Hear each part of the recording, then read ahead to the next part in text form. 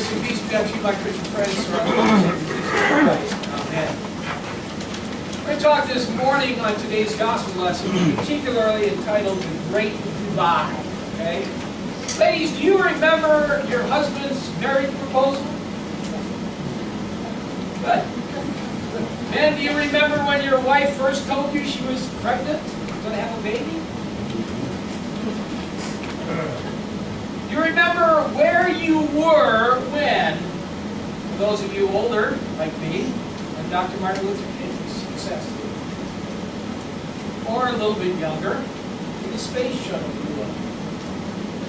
Or for probably all of us, when the Twin Towers in New York went down? It's amazing how ordinary surroundings suddenly become seared into our memory, so that even 20 or 30 years later, we can still say, I remember exactly what I was doing the day I heard whatever. I believe the city of Caesarea Philippi may well have been that for Jesus' disciples. Remembering where they were when what happened. Okay? See, in the city of Caesarea Philippi, Jesus asked his disciples, who do you say that I am? Very significant question based on where it's being asked. For you and me, that is the great divide, if you will. That separates between authentic faith and commitment and mere passing and checking. People all the time throughout the New Testament got real excited about Jesus for a time, and then kind of, drifted away, and he wasn't novel anymore or exciting. But as I said, where a question is asked can make a big difference in how it's received. Let me illustrate that for you. How about a marriage proposal, gals? Would you like the husband or the man under the car changing his oil say, oh, by the way, honey, would you marry me? Not so much, right? Or how about a hot air balloon around the city of Paris?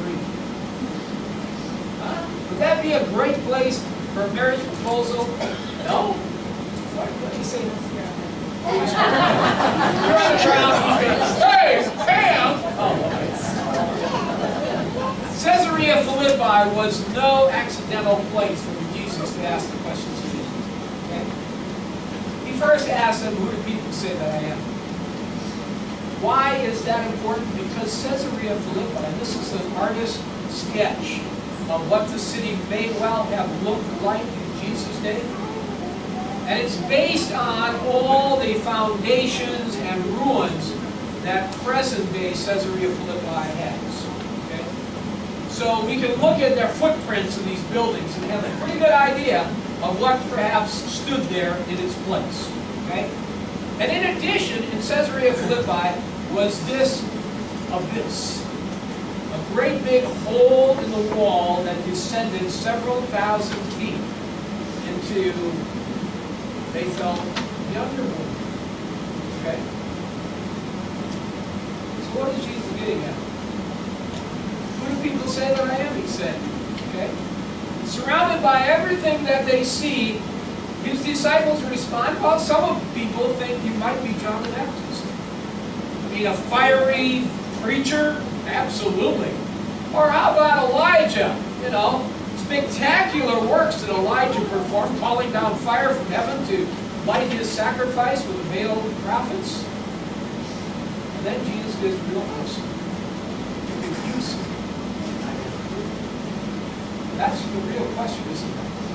For you and for me and any period of time in our world's history. That's what I call the Great Divide. How you answer that question will make big difference eternally. Peter responds, you are the Christ, the Son of the living God. Okay? I would assume that in heaven the angels were all shouting, hooray, hooray, Peter, you got it right, yay! Because Peter didn't always get that right, did he? Okay? Obviously, we don't have that reference in the text, of course, but nevertheless, as I said earlier, this place was no accident. Pagan gods, you see, all over the place in Caesarea required sacrifices from people. Okay? In fact, this particular abyss, which you saw a little bit earlier, okay, pagan god Pan is worshipped there. He is the god of the underworld, requiring sacrifice yearly of a young girl. They would simply offer this woman and throw her down the abyss to satisfy this pagan god Pan. Now you understand where the word panic comes from. The word? Pan? Panic? Exactly. If you think you're going to the underworld, that's panic, okay? Right? But interestingly enough, Jesus does not require a sacrifice. In fact, Jesus began to teach them that the Son of Man must suffer many things, and be rejected by the elders, chief priests, and teaching law, and that he must be killed, and after 3 days rise again. Surprise! Christ is not asking for a sacrifice. He is the sacrifice. Big difference from what is going on there at Caesarea Philippi, year in and year out. You see, the word Christ, we often think is a name, but it's not. It's really a title. Okay? The Greek equivalent, it is the Greek equivalent to the Hebrew word Messiah. Okay? Originally, if you were to claim Jesus to be the Messiah, you would say, Jesus is the Christ. Meaning Jesus is the Messiah. No problem at all. And through the centuries, Christianity kind of shortened that up a little bit. Rather than each and every time saying Jesus is the Christ, we simply abbreviated saying Jesus Christ. Now there's nothing wrong with that. Okay? You and I are making a confession each and every time we say Jesus Christ. Okay? For the Jews, though, their picture of a Messiah was not at all like Christ before. Their idea was more like a Superman.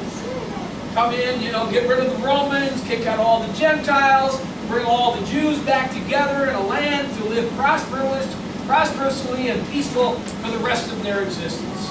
That was their view of Messiah.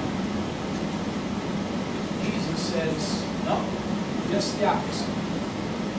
I am the Messiah, the Christ, and I will be the one who will become your sacrifice. See, this is more than what Peter could accept, okay? Peter, this absolutely made no sense whatsoever. He may well have been working with the idea of this muscle man, Superman idea for the Messiah. What kind of God, Peter might have asked, would do such a thing? Really, that's really the point, isn't it? What kind of God would do such a thing? This is what sets Christian religion apart from every other religion worldwide. No place in Buddha or Hinduism or Allah or any other religion you want to mention does the main character in that religion sacrifice him or herself for his followers. Only Jesus Christ. That is the big difference.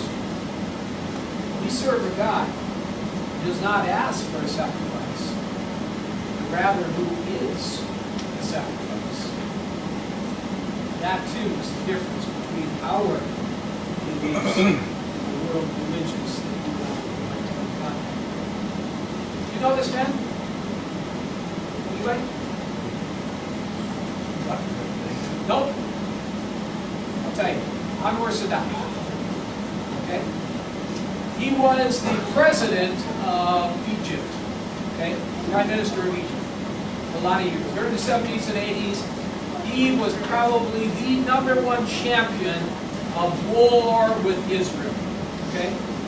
And then one day he woke up and he decided, this war and antagonism is getting us nowhere. All we're doing is losing people and economies are shambles. Tell you what, I'm going to start a new strategy, and that is to work for peace. And he decides to go to Jerusalem and begin the peace talks. About that same time, his wife Julian was interviewed and was asked about this proposed travel to Jerusalem by her husband Anwar. And she admitted very honestly she was adamantly, totally opposed to his trip to Jerusalem. And you know why? It wasn't because she was against peace. But she knew that the radicals there in Egypt would not favor Anwar's move toward peace and would cause problems, if not even cause his death. When that word got back to Anwar, this was his response: "That I will have died in peace." Simple as that. 6 months, almost to the day after the peace treaty was signed between Egypt and Israel, this is what happened. It was gunned down by some of these foreign party, radical, right-wing people, saying, "We cannot allow this." And he did die for peace. You see, reconciliation often does require sacrifice. Between nations, we know what goes on. Each nation gives it a little bit and comes to the middle of the bargaining table and eventually, hopefully, shake hands on a peace treaty. But when it comes to people and God, the peace treaty that is forged is not by you or our involvement whatsoever. There's nothing you or I give to separate the distance between us and God. Instead, God provides that in the cross of His own Son, Jesus Christ. This is what makes the cross in Christianity something very, very special. Because without the cross, Christianity is just another pleasant philosophy urging people to be nicer to each other. Can't we all get along? We can't get along. That's the whole problem. And that's why God had to step in and become the sacrifice for you and me. He said it this way: "If anyone would come after me, he must deny himself, take up his cross, and follow me. Whoever wants to save his life will lose it. Whoever loses his life for me and for the gospel will save it."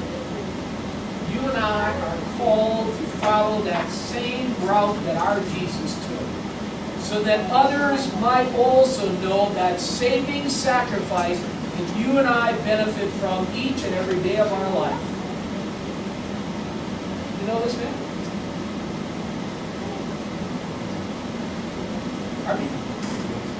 He looks familiar. I'll give you a hint. His name is Dietrich Bonhoeffer. Wasn't who you thought it was? Okay. He wasn't on Little Rascals, okay?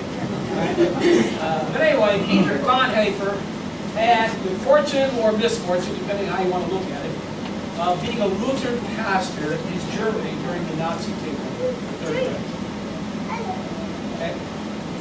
And he, of course, was opposed to all of Hitler's plans and death wishes for the Jews and other people and so forth, spoke against the Third Reich and was eventually arrested, tried as a insurrectionist for the government, and sentenced to one of the concentration camps. In the concentration camps, Dietrich Bonhoeffer continued to minister to his people, writing the book, The Cost of Discipleship. I don't know how many of you have ever read that. I have a couple copies in my library. It is an excellent read. And to understand this is coming from his prison cell as he's writing these words, it is really spectacular. But I'm going to lift one quote of his. He says, "Cheap grace is the preaching of forgiveness without repentance. It is baptism without discipline. Cheap grace is a grace without discipleship. It is grace without the cross." Very simply, the cross of Jesus Christ means something to you and to me. So what does it mean? Yes, it means forgiveness of sins and life eternal, because Jesus paid the debt you and I owe. But is that the only thing that changes in your life and mine? Or do we respond to this wonderful grace and forgiveness with a life that is dedicated to serving Him? This is why in a couple of weeks I'm preaching on the transformed disciple? What difference ought Jesus to be making in your life and mine? That's the question we eventually will answer. So what does it mean to take up the cross and follow Jesus? What does it mean to live the life of costly grace? It is forgiveness, which includes repentance. A recognition that what I have done is wrong before God. No rationalizations, no justifications, a simple acknowledgement I am wrong. Is baptism. That includes discipleship. If I am truly born again, I'm a new person, a new creation, a new believer in Jesus Christ. And my life ought to resemble that newness. It is grace, which includes my cross as well, and yours. You pick it up and to follow Him. That's our Jesus words to us. It means ultimately loving this world just as God loved the world. But you know, if we only stop there, in John 3:16, it wouldn't have said it all, or wouldn't have accomplished it all. Yet man and gave Himself. That's what makes the difference. Yes, love motivated that gift. But had He not given that gift Himself, being loved would have been second best. Comments or questions?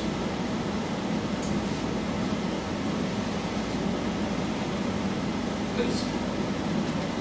That's what I really struggle, or always struggle with, is don't give, if we don't give our lives as we are forming discipleship, that means at the end of the day, we're going to put on the right side of the freaking thing, not going. It says, go out and disciple and live your life for the gospel. What's that like? Give your life to the gospel. It means doing and being aware of those opportunities where we can certainly do that helping others. And we're doing it. We're not. So I don't have to be necessarily persecuted, ultimately killed. It can happen. Exactly. The grace of that our God gives us is completely free gift. He doesn't say, I'll give you the gift of grace and forgiveness, provided that you. There is no provided that. Okay? All right? There is no provided that. There is no condition. There is no predetermined response that you and I ought to have. Absolutely not. God gives you freely His grace and mercy and forgiveness. But don't do good works as a thank you or as a response to that gift.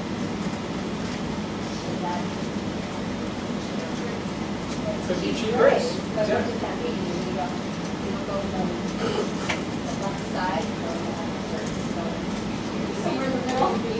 You're somewhere in the middle. Yes. Well, Not in the back of the line. You're constantly trying to turn this back into me doing something in order to be saved. Yeah, I mean, That's not it at all. Okay? My good works are simply a response to being saved. Right? It's what Jesus calls fruit bearing. How do you know a tree or apple tree is a good tree? By the fruit. Now, does that mean 1 bushel or 20 bushels of fruit? Doesn't matter, does it? Okay? I mean, what if that apple tree made just one spectacular tasting apple? Would it be a good tree? Bingo! Bingo! You know, and I ain't about to share it with you, okay? No. Just teasing, all right? The point I'm saying is, yes, fruit will determine good tree or bad tree, okay? But how much fruit, the size of fruit, the color of fruit, the taste of fruit, is any of that issue? No! See? God in His creative wisdom allows you and me to respond individually to His grace and mercy. He doesn't dictate, okay, Jan, I want you to do this, this, this, and this, as a response in your thanks for my grace. He says, Jan, I'm going to leave it up to you. How wonderfully you want to praise and live out your life and praise for what I've done for you. Wow. And so I can't compare you or me or you and me or anyone else. God gives us that individuality that says, I want to let you decide how to praise me in your life. There's a joy here, folks. See, we approach it, I got to do this, X, Y, Z in order to be saved. How fun is that? That's like my honey-do list at home, okay? It ain't much fun. I'm glad when I get it done, but you know what? All right, never mind. The motivation for our good works is simply thank you. God doesn't measure, oh man, you could have done a little bit more here, you know, or a little less there, or whatever, whatever. He doesn't do that. God forgives you completely, 100%, regardless of what looking at how you're going to respond to it. Our natural response is to say thank you. And we do that in multiple different ways as we are designed. Okay? Some people work in the food bank. Where's Nina? Right there. Nina is their wife and family. Okay? Other works the veggie bank. Other people set up flowers in the community. Many people help bring chairs in this morning. Or set up for our picnic earlier. And I mean, the list goes on and on and on. How many ways are you already saying, thank you, thank you, thank you for saving me? That's the key. Okay? All right. We're going to receive our offering and